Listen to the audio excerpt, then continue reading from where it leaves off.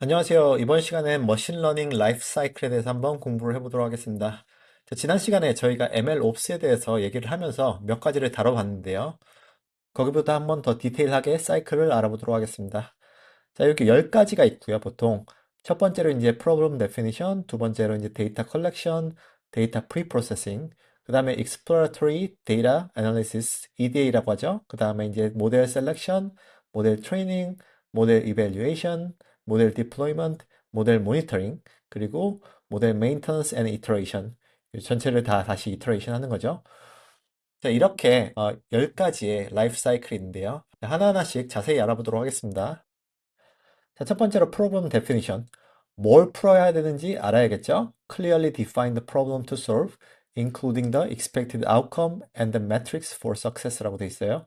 그 다음에 key activity. 자, understanding business decision. 그리고 operational goal.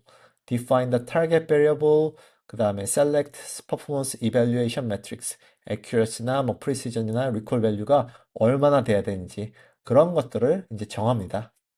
그 다음에 이제 두 번째로 데이터 컬렉션, 이제 데이터를 모아야 돼요. 그 다음에 gathers all the raw data from various sources relevant to the problem. 이때 이제 데이터 엔지니어들이랑 많이 얘기를 하죠.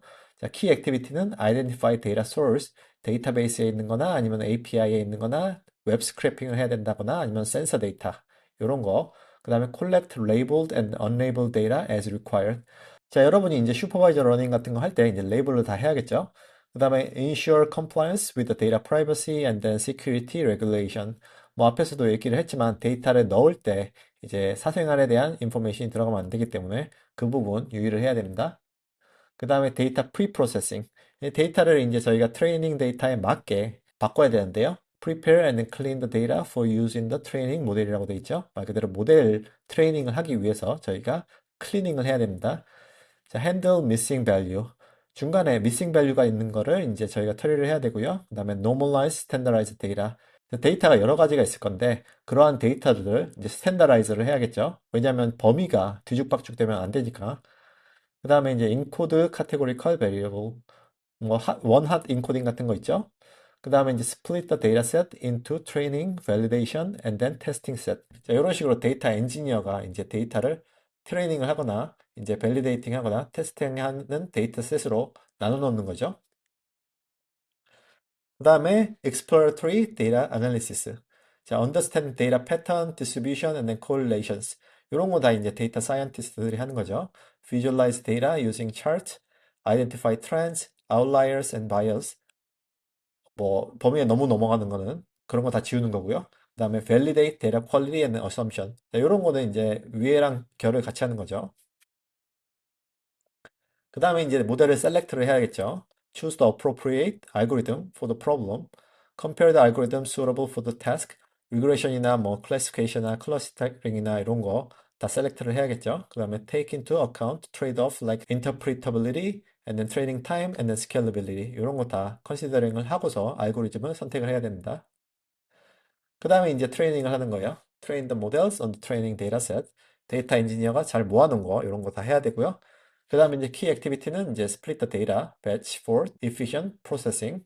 그 다음에 이제 optimize hyperparameter. 하이퍼패러미터를 이제 바꾸면서 이제 어떤 식으로 해야지 가장 잘 나오는지 확인을 해야겠고요. 그 다음에 그리고 이제 크로스 밸리데이션을 해가지고 이제 저희가 모델을 만든 게 제대로 돼 있는지 확인을 해야겠죠. 그 다음에 이제 모델 이밸류에이션.